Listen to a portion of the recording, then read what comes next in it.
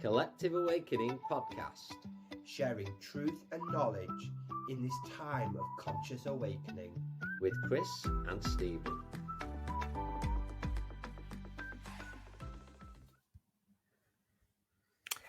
Hello, friends, and welcome to the Collective Awakening podcast. Absolute pleasure to have you with us for this episode, and a pleasure to welcome our guest, Cooper Harrison. He comes to us from St. Louis, Missouri, in the US, and he is a transcendence healer. I came across Cooper's work recently on another podcast he appeared on. I thought that's going to be somebody who'd be really interesting to share insights with. So thank you so much, Cooper, for sharing your time with us for this episode. Yeah, no, thanks for having me. Glad to, see people do this type of work, across the pond, and just making international connections. It's really cool to see a lot of people on similar journeys, no matter how far geographically we might be away from each other. So it's great to see what you guys do. Yeah, it's wonderful and well put there. It's a opportunity to connect, and one of the huge positives of technology that we're able to connect this way, over whichever continent or country we're in. And as we're sort of speaking about your journey, I found it really interesting and something that when we start to share our journeys and experience that people can really resonate with and understand. And looking at your pathway, there's a lot you've sort of overcome and worked through, particularly being diagnosed with cancer, and also something others will relate to as well, of the experiences you've had with bullying as well and coming through that. And I'd be really interested just to hear your journey, what's brought you to this point, and some of the tools and inspiration you found that have helped you through that journey as well. Yeah, it's it's interesting being able to encompass a lot of life events at a young age, especially since I'm only 28 right now. I feel like I have a lot of life, left in me to, not just even live, but also just to provide, with insights for other people. And, I think going through cancer was a learning experience for me in terms of it taught me how to rest and it taught me how to recover a lot better, and it taught me how to take a step back and take breaks from life, and not push yourself so hard. And I did push myself really hard at, the collegiate part of my life, the university part of my life where I played a sport.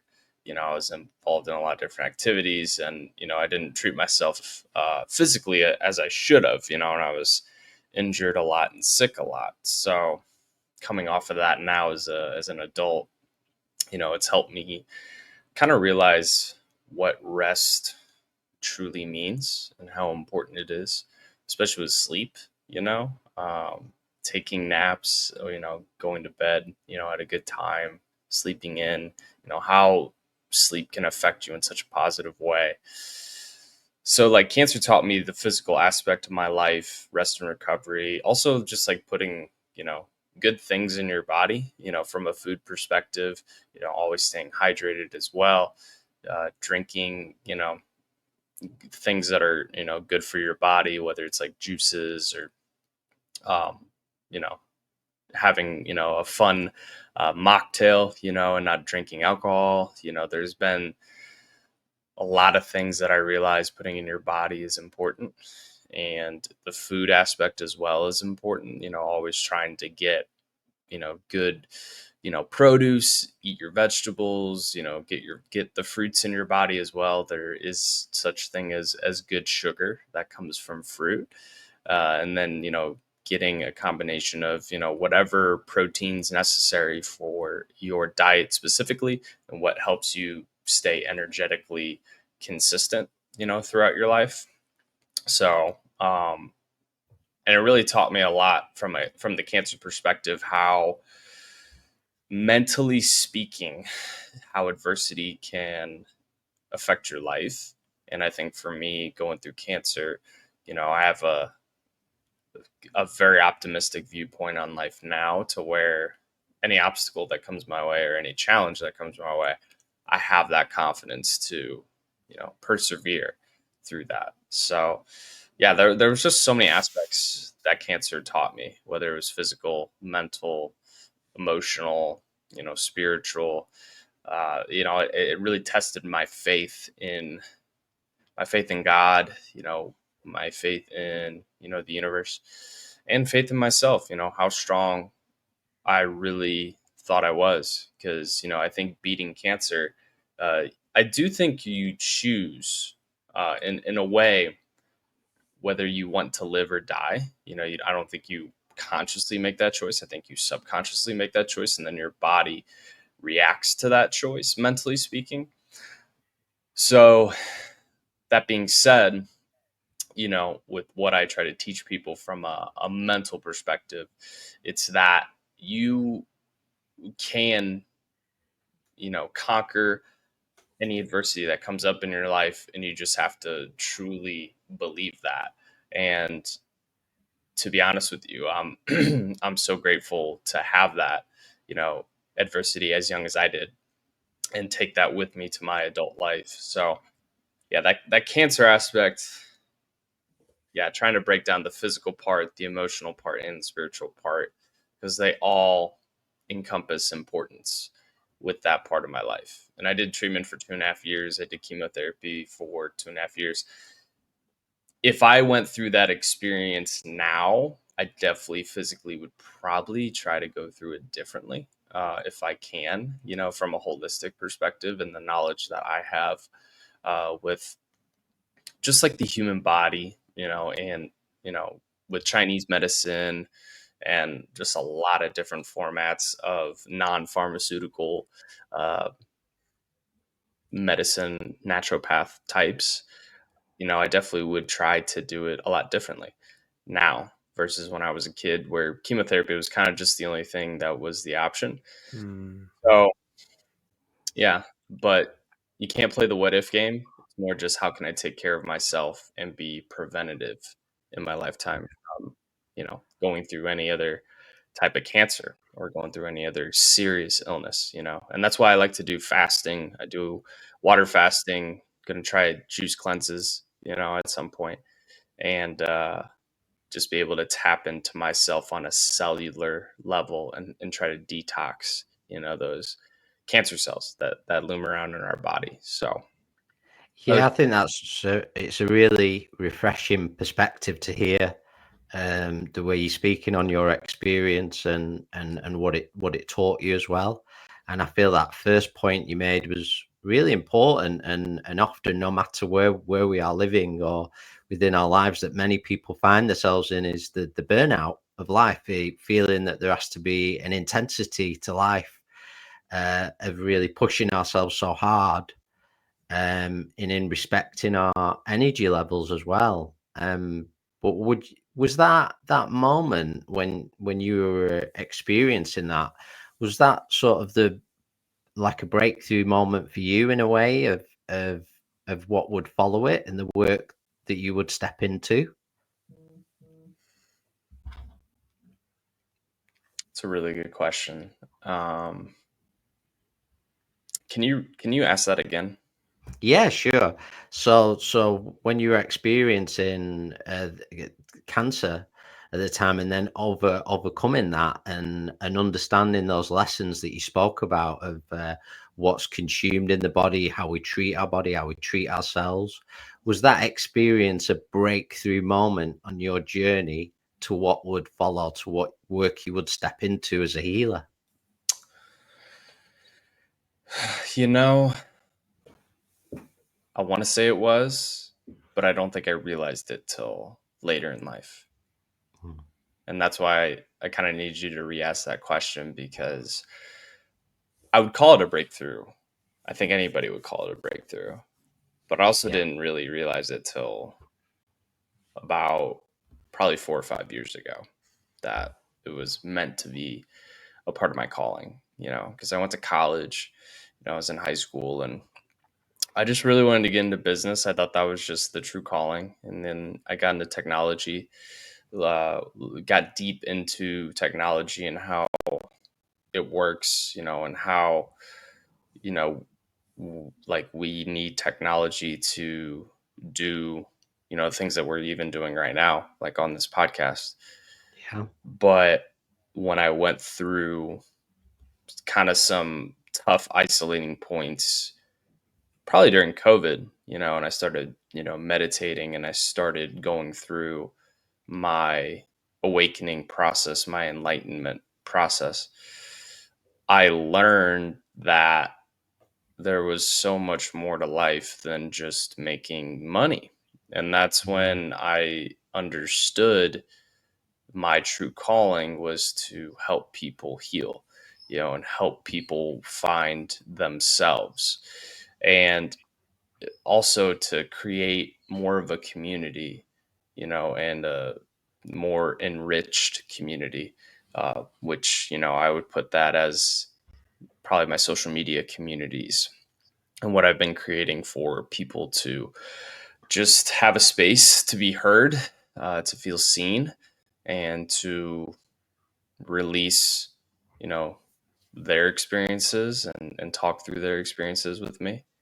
And yeah, I think it had to take another breaking point in my adult life where I thought my life was centered around making money and then, living kind of the American dream, as they like to call it here, where, you have, a wife, kids, a house, 401k, just daily job. That's what I thought, life was supposed to be. And when I lost that relationship, um, and I'm glad that I let go of that relationship, and I realized I didn't have like the wife and kids aspect. So then it's like, if you don't have one aspect of the American dream, by the time you hit a certain age, you're thinking, is this even real? And that's when I rediscovered myself, and created this new version of me. And it was something that I did realize, I think, when I was growing up as a kid after the cancer experience, and realizing there's more to this world than what we see in the 3D. But I just like got distracted by all the programming that goes on, in the world. So I got so distracted by that, and then it came back to me when I had a identity crisis, in my early to mid 20s. So that's why I called it would be a breakthrough, but I don't think I realized it because I was just very stubborn. Yeah. It's No, like peeling an onion, isn't it? It doesn't happen all at once. And even now, as myself and Chris, we've done a lot of inner work, we're still peeling away those aspects of ourselves that are limiting, that aren't really there to serve us. But we can't do it all at once. It has to be a Mm. slow process. Some people are quicker than others, but it's the unfoldment of the lotus. But tell me a little bit more about sort of how that works unfolds. What kind of work do you actually do?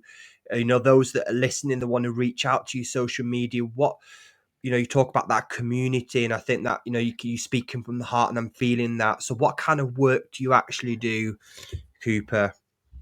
Yeah, no, thanks for asking. I do. So I'm a certified Reiki levels 1 and 2 practitioner. So basically, what that means is I can work on people from an energetic standpoint, in person or virtually. That's what the level 2 is. Level 3, you can teach people Reiki. I haven't done that yet. I don't feel called to do it. I think down the line, I will teach people Reiki at some point. So I will get that level 3 practitioner. It's just, as much as my ego wants to have that accomplishment, I know I'm not ready for it and I'm not aligned with it Mm. yet. So I'm going to listen to my highest self and push that off.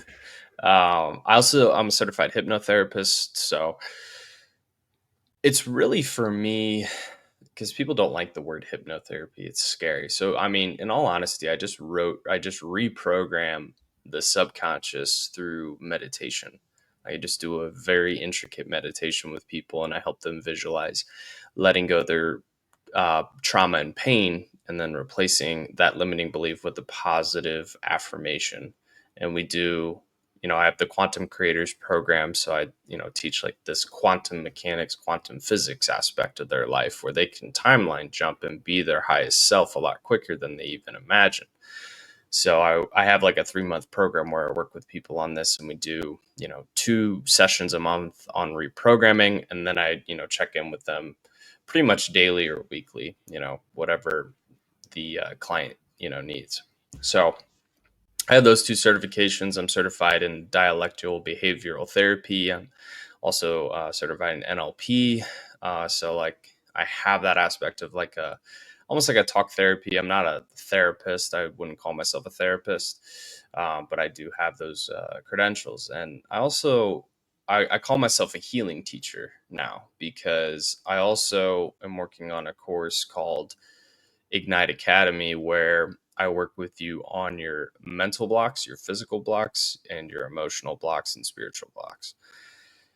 So I kind of use all these 3 things, the mind, body, and soul, as my core, and we help give foundational practices that you can then work into on your own when you have mastered the foundation and the importance of all 3, and then go figure out how to heal even more in depth with the proper teachers and experts to get you there. So I'm working on basically that content that, it talks about the subconscious reprogramming, mentally speaking, spiritually, talking about gratitude, manifestation, abundance, kind of using Reiki practices, but not teaching people Reiki. It's more just like, here's how to kind of in tune your spiritual self better, Yeah. Yeah. and it's little daily habits. And then the physical part it's kind of my favorite, because I've neglected the physical as a teaching, where it is common sense. It's getting sunlight, grounding, you know, cooking good foods, drinking water. Like there's a lot of like, yeah, well, no duh. But then it's also working on your fascia, it's working on your nervous system. It's working on your muscles that hold in a lot of trauma that you need to release. And you can release that on your own, at least from a standpoint of like, you can gradually release certain things. And then when you're ready to like go into, that somatic body work, massage therapy, when you're ready to go in deeper on that, you can find those outlets to help, work with that. Because there are definitely I would just say some obstacles that you can't do on your own from a physical standpoint, when you're trying to heal, your fascia, because that's your trauma is stored in your muscles. And that was one thing I never realized till I got massages and I was microdosing those massages. And then when I was, at home working on certain tensions in my shoulders and in my hip, because when you have pain and you have tightness in certain aspects of your body, that is your kind of spiritual self telling you there's a wound there. So like with your hip, that's where anger is held and trauma is stored in the hips. That's why like dancing is really good, certain stretches are really good, but trauma is stored in your hips. And I learned that my right hip stored a lot of anger on the masculine side. So that was partly my anger with my masculinity coming out. So healing those knots, it's painful. Like it's really painful. Like I'm not going to sugarcoat it. Like it sucks. Like it really does. But when you go through that, and if people like watch videos on it on YouTube or Instagram or TikTok or whatever, like people show like the fascia work that they do with somatic body work, people like these are like grown men that are like these big strong grown men like crying because like they feel so much pain, but then like when it's over, it's a release.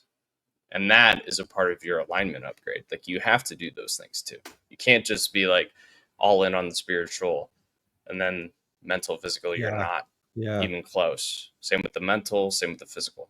Like you need all 3. So that's what I'm here to do. I'm here to teach that. So I have that course hopefully end of summer. But yeah, you can find me. Instagram is Conscious Coop with underscore after Coop. And then I do TikTok. I also do YouTube.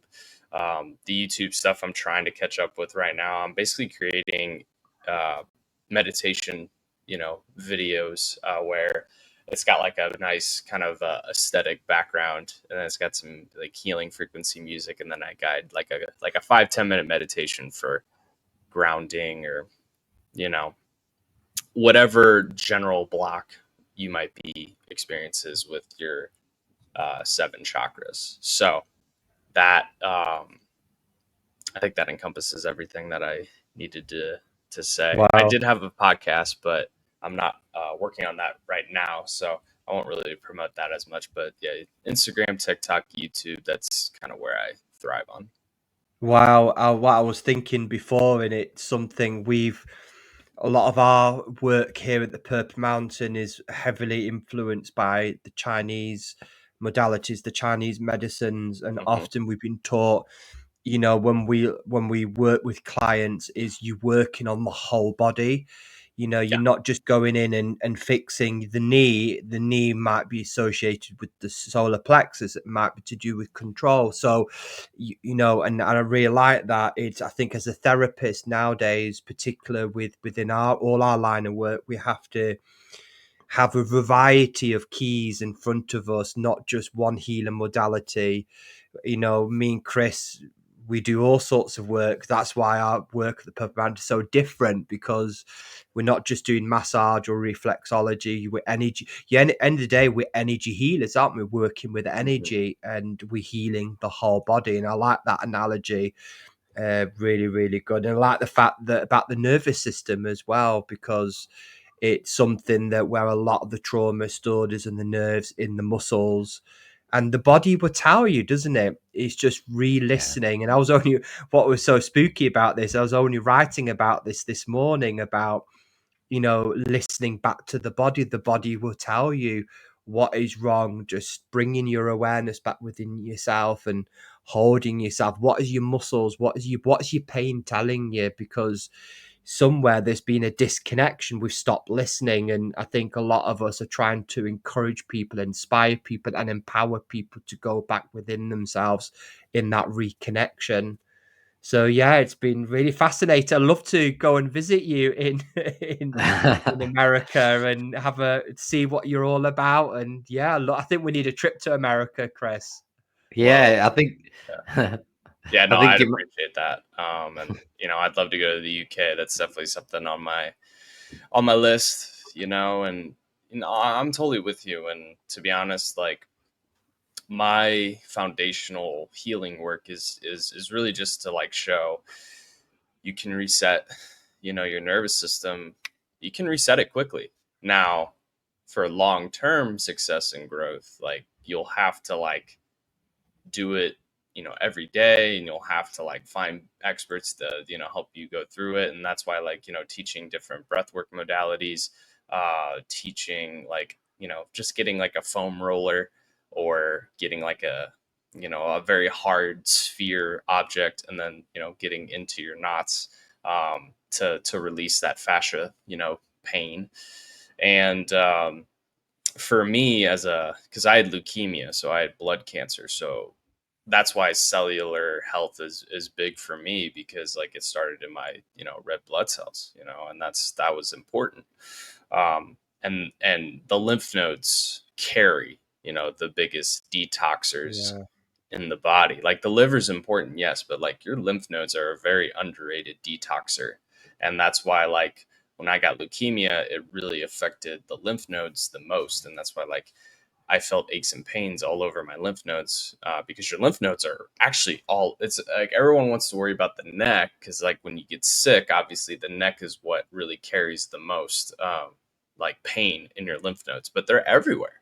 They're just all over your body. They're in your armpit, they're in your groins, I think they're in your calves actually. Like your lymph nodes carry so much detox. So like finding ways to detox the lymph nodes every day, finding ways to detox the nervous system every day, and like have a calm, peaceful nervous system, because people are addicted to fight or flight nowadays, where it's just like, if I ain't drinking like 4 cups of coffee, I'm not like alive. And that's like that's something we shouldn't normalize. You know, we shouldn't normalize like some behaviors right now that are addicted to high stress. Like it's okay to have a little bit of stress every day, because that's like how we've been wired as, you know, primal people, you know, from our ancestors Yeah. growing up in caves. But yeah, I mean, it's just like finding little ways to reset every day so that you can actually work on long-term healing, so then you can align yourself with your best version, and your best version is going to find your purpose. Your best version is going to find your safety, your tribe of people. Um, that's another thing too. I think we're a little disconnected as a society. I think we promote isolation stuff a little too much. But when you find your best self and you find a lot of empathy and emotional intelligence within yourself, then you start to like find a lot of like of your tribe that really aligns with you and your vision. You're a mirror at the end of the day, aren't you? Whatever, Exactly.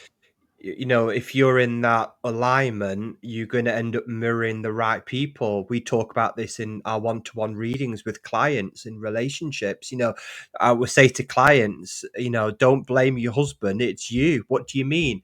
You've attracted these people in your life because there's parts of you that you've unhealed. But I wanted to ask you Yeah. about, you know, you've come a long road, a long way in your healing and the things that you've learned. So what's your understanding behind the word cancer? What did you think cancer is now? You talked a lot bit before about if you were faced with the same challenge now, you would handle it and you would take a different route. So what's your understanding behind the word cancer? I think you know, it's funny. I thought cancer, from what I learned from doctors, cancer was the, because in leukemia, the way it starts is it's a mutation in your white blood cells. So Hmm. these are the detoxers of the body that fight off, you know, viruses, bacterias. You know, they're your defense line. My defense line was attacking me. So what I learned was cancer was literally just the body attacking itself because of my cancer. Now everyone has different forms of cancer. So then people kind of, you know, make cancer this type of evil thing. It's like an evil entity. I don't think that's necessarily true. I think cancer is your body trying to tell itself to eradicate some things, whether it's eradicating your environment and you need to switch environments, eradicate your own habits that aren't so healthy, or eradicate certain mindsets that you have around yourself. Because mentally, I thought after cancer, the only way that I would get attention or success was I had to be suffering. And having that mindset was very toxic. And I attracted bad relationship partners. I attracted bad opportunities in business. I attracted a lot of bad opportunities in life because like I needed to be this victim. I craved this victim complex, which is my own fault. And when I took that radical accountability, that's when I realized the things that happened in my life were just signs for me to detox, whether it's physically, Yeah. mentally, spiritually, whatever.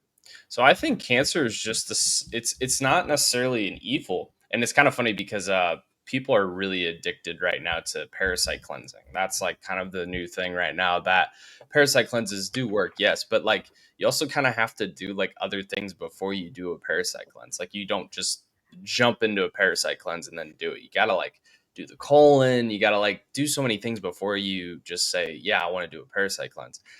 I have a friend, he's a naturopath and he works on parasite cleanses. That's like his specialty, which talk about a crazy niche, right? Like you're basically detoxing worms from people. Like that's got to be tough because that's got to be gross. But basically what he told me on an interview that, when I was doing my podcast and I interviewed him, he had a really good point about how parasites aren't necessarily the evil, because the parasites are just feeding on your toxins that you put in the Yeah. body in the first place. And I'm like, wow, that's a really good point. And that's kind of like the cancer. Like the cancer is just the byproduct of the toxins. And it's like, well, you were a kid, you didn't have a choice. You're right, I didn't. But like, I'm sure the environment that we live in, the air, and all those things, like, I'm sure there was just like toxins that, you know, I'm grateful now that, I'm now getting into certain plants for my apartment here, like, certain plants that detox the air. So I have clean air every time I come in here. I have a very expensive water filter that detoxes my water. So I'm drinking very healthy water every single day. I even have, this life straw, which detoxes any water I put in this water bottle, and detoxing my food, just eating whole foods, getting produce from farmers markets, like getting farm to table, actually, uh, exercising, like, weightlifting, doing cardio, but then like doing yoga, doing very low impact things, hiking, like low impact exercise. So I'm doing movement, but I'm not like destroying my body every single day. Like, it's just the cancer, the parasite, the negative entity that might be attached in a physical environment is just trying to tell you, you need to switch up some habits. You need to look inward. um, and that's what we got to realize. I think we can't just demonize everything. Like, we got to look inward and realize why we're creating this environment for ourselves. Yeah, I think you made some excellent points there, particularly at the moment when so many healing modalities are available to us everywhere. Like you mentioned, Cooper, the detoxing side, but also the rise in plant medicine ceremonies that people take part in as well. Mm, As many breath work and all these things are wonderful, wonderful parts of that journey and could really assist us.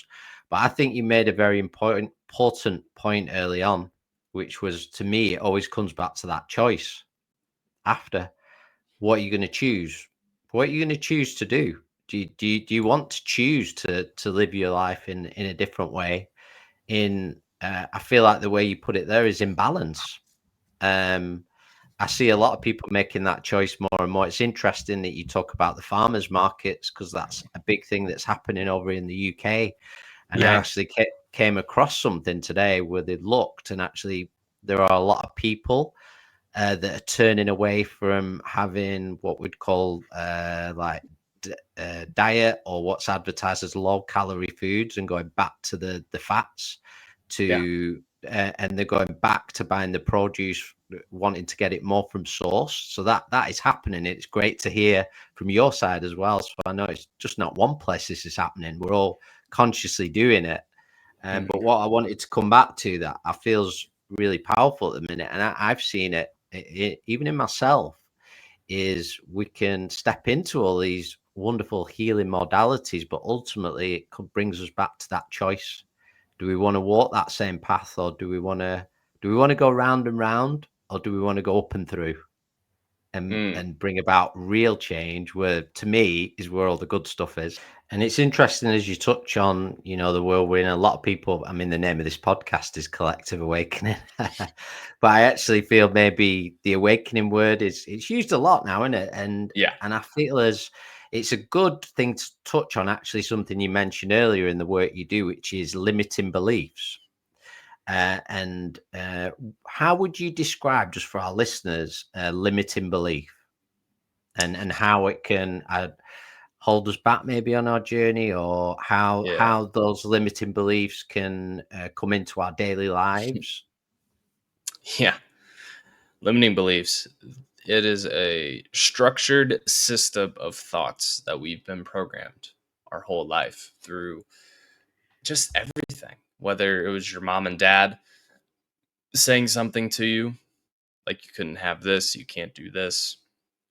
Teachers in school telling you can't do something. Um, TV shows, movies, they program how we think about ourselves and how we think about each other. Um, the the media systems of what they're telling us how to think, how to feel every single day. Music, there's just so many things in the world that tell us how to feel about ourselves, and it's usually pretty negative. um, you have to find people that are spreading positivity, and they give you that positivity to believe in yourself, and that you're worthy of existing, you're worthy of being safe, you're worthy of being loved, you're worthy of being intelligent, like you are intelligent, and basically what I do is I take that unworthiness aspect that people feel, and I help people visualize those moments disintegrating, and then they can take that and mold it into an affirmation, and then they can go proceed to do what they feel God is calling them to do, and they finally feel the confidence to do it. And it's like, if you never thought you were intelligent, you were never going to progress yourself with intelligence. So you watch TV, you don't read any books, you don't connect with people because you've always thought you were dumb. And that was like when I got bullied in school, like that was the one thing that kids would pick on me for, because I went to a private school. They called me stupid, and I thought I was stupid for most of my life. So all I thought I could be was an athlete and just be a muscular guy. That's all I thought I was worth. And then I finally figured out I am intelligent, and then I Yeah. proceeded to read more books, get certifications, ask questions, go against the status quo. And I learned how intelligent I truly was. And now it's like being able to help people figure out what they don't feel worthy of being seen of or feeling or having, and saying, no, you can have that. You're worthy enough to have that. Nobody's going to tell you can't do it. And you're especially not going to tell yourself that. So, um, yeah, I think we're meant to be abundant beings. And the only way to do that is you have to unblock what people have told you your whole life. It's the limiting belief system that really govern our whole life, doesn't it? Particularly when we're growing up, through our conditioning, through our parents, school, religion, politics. They have such a massive influence on us, doesn't it? Beliefs in itself. So, Mm-hmm. do you think all beliefs are limiting in some ways? Then, Uh, I think limiting beliefs are the negative beliefs that you have. Like, I do think we are limitless people. And the funny thing is, like, delusional thinking versus realistic thinking, I feel like there's such a gray area with that, because you can have certain things and you can be certain things. It just might not come as soon as you want it to come, or if it's not fully aligned with your purpose, it won't come to you. And that's the other thing. You have to find out your purpose before you do anything. Because I tried to figure out my purpose, but I tried to bypass that and do all these different things that weren't working. And so them not working and me trying harder is just the universe saying, hey, you're not listening to me. You are failing at these things because they are not aligned with you. I promise Mm. you, try this out. You're going to love it. And I realized I was a spiritual person, like as a kid. And that's what got me into Reiki. And then I got the Reiki certifications. And then I loved learning about energy psychology, learned about quantum physics, mechanics, all those things. And then I loved guiding meditations for people virtually. So then I've tapped into that and realized, what if I did this on a healing component for people, and it's not just meditation, it's not some broad thing? What if we narrowed it down to something even deeper? And that's when the success started coming. That's when the clients started coming. That's what, like, when things started abundantly coming into my life, it's because I finally listened, not to what other people are doing and what makes them happy and successful. It's tapping into here and saying, what makes me happy and successful, and actually blocking out everything else. So I think there is realism in life that you have to listen to, and I think the what you have to listen to in life is when something's not working and you keep trying and it's not working. It's a sign, and you gotta let that go. It's your ego telling you to do this because maybe it makes more money, or maybe you saw some other guy was super happy doing this, and that's why, like, you think this is for you. But no, it's not. You just got to, like, open up your ears and just stop thinking what other people do is what you're meant to do. You know, life should be effortless. I read a book called The Book of Thoth, and in the book there was a massive chapter, and he talked about that we've been conditioned as human beings to think that life has to be hard, and we have to fight everything, and we have to fight and flight in every moment and be stressful, and we have to force things to work. No, he talks about that, like he said, you know, Cooper, that life should be effortless. Things should flow in and should flow out. And if it doesn't align, the universe is telling you, you know, you need to shift. Only you can do that. We can't do it. You have to shift.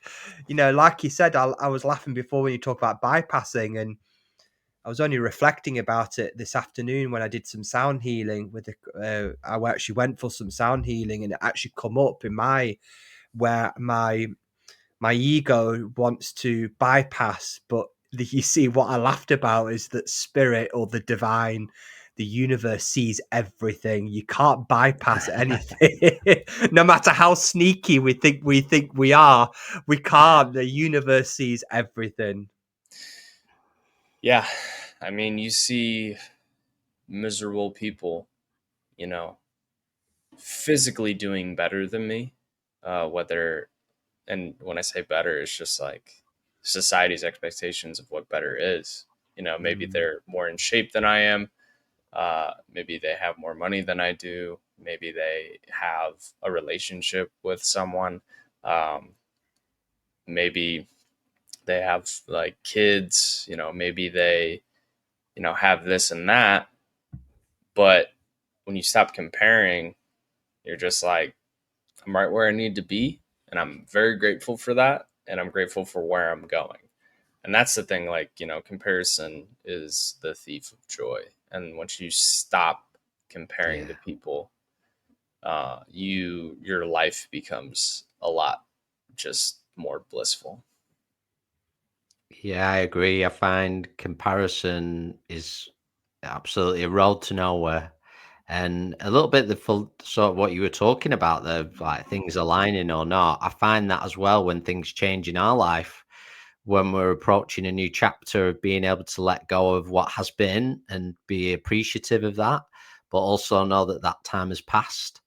And I always see it as a way as if we hang on to something that has passed, that it's gonna, it's grown as much as it will do. It's time to honor it, move on, and then we're able to welcome the new. I've found that a few times on my journey of, we can hang on to things because we perhaps enjoyed that period or what was happening, but it's gone, it's past, and it's time to welcome in new experiences. It's interesting because you mentioned about purpose and you mentioned the subconscious, and I know you talked about it in the other podcast I watched you on as well. And I was quite intrigued by that because myself and Stephen do, amongst other things, the quantum regression. We actually followed from Dolores Cannon's teachings. We've done a course and then other work. And it's interesting for ourselves as well, because I know you talked about guided meditation and of how things can be very, very similar. You guide in a journey, you guide into that subconscious. And how would you, one, describe the subconscious? And and what role tapping into that subconscious can play for ourselves, and finding that purpose, because I feel that's something. If many people I speak to that are feeling lost is because they feel they don't have a purpose. I feel that's really important. Yeah. Well, in my opinion, it's just rooted in safety or lack thereof. You Yeah. take a job, to feel safe, get into a relationship to feel safe, but it's not the true calling or the true person to be with. And then, it doesn't happen right away, but then, 5-10 years down the line, you either get fired or you're just like, I'm miserable. You let your mental, health deteriorate. And then that's when addictions, come up. Um, or that bad relationship, ends in a divorce, a separation of some sorts, and like I said, that's where addictions usually come in. Um, Usually when addictions come up with people that I work with, it's because they're covering up some sort of inadequacy in their own life. And I've noticed when you're in your full purpose, with your aligned just people, you don't have addictions because you don't have anything that you need to distract yourself from. You don't have any escapism that you need to tap into. And it's not an excuse to you don't have to do something crazy on a whim either.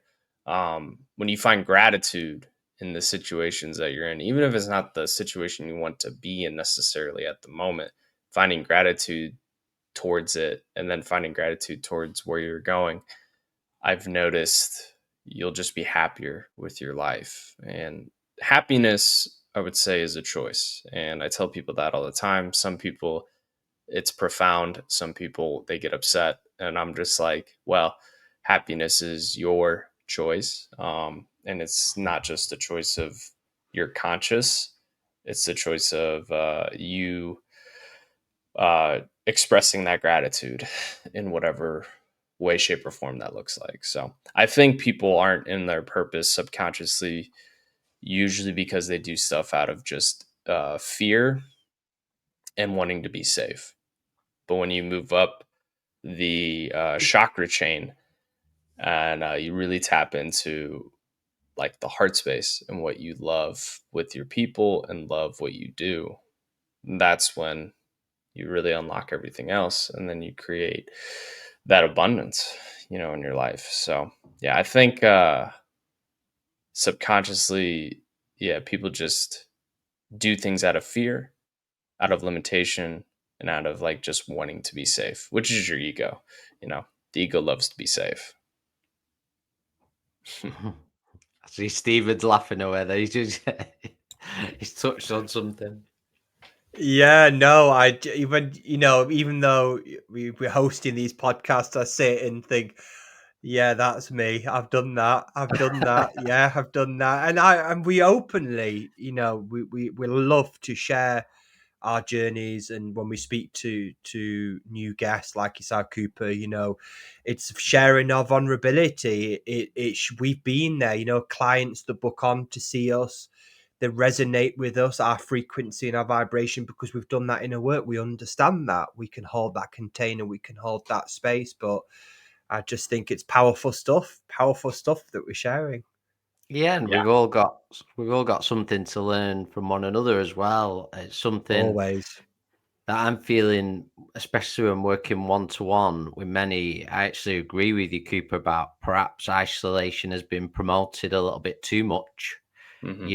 Solitude can be important sometimes. It can be very helpful, but I feel maybe it's a little bit out of balance, where I'm feeling it so strongly at the moment of getting together with like-minded people, no matter where that is, connecting with people. And actually, when we connect in any way that way, you find that people aren't strangers. They're actually experiencing similar things. That Right. actually most people want to see the world in a similar way. They want to see things go a certain way deep down, when you get speaking, they have the same issues going on in their life, and not saying anyone could take that away, but it can just take away that feeling of you're not on your own, Right. which I feel is really important. And, I go off the saying is a problem shared sometimes is a problem halved.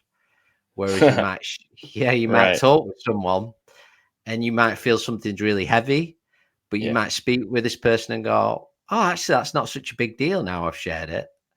Right. And to me, that's the power of community that is essential to come back. And it is coming back. I know you mentioned the union between the masculine and the feminine, between women and men. And even seeing over here, I don't know what it's like in the US, but there's a lot of men's groups forming that are coming together Yeah. for mental health, and women's groups. And then they're also coming together in union. So I find that really important the time we're living in now. Yeah, absolutely. I'm seeing the same things over here for sure, even through the divisiveness of I usually say just like the low frequency, parts of the communities. I think there are a lot of people coming together. Yeah, especially men and women. I mean, I'm working on.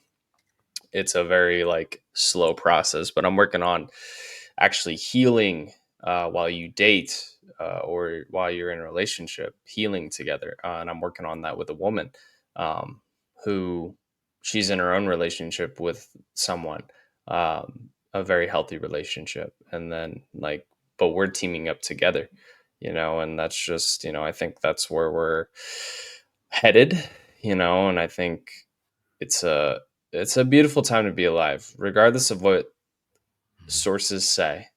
I think we're in a beautiful age of being alive that can bring a lot of prosperous uh, decades or centuries for our humanity. Yeah, I completely agree. And I don't watch too much, certainly don't watch any news now, Hmm. if I can help it. But I find a lot of the things we see on television, I don't actually know many people that think like that. When you actually get speaking to people, your Yeah. neighbors or on the streets, people don't think like that. As I said before, that's the reality of it, and quite often, particularly during the 2020, when we connect with people this way, which is where we started doing it in other countries, the first thing I would ask is, what's happening where you're living? Just so I can hear it right from the person who's living there, not through the TV screen, some, pre-programmed thing. So I believe that it's a great time to be alive. But also my other saying for this year is never a quiet moment. There's always something interesting happening. Yep. Yep. The truths will come out, and it's just best to prepare your nervous system for what's to come, because I mean, you know, if you want all the abundance, you have to be able to receive that abundance. And a lot of people, I think, don't recognize that.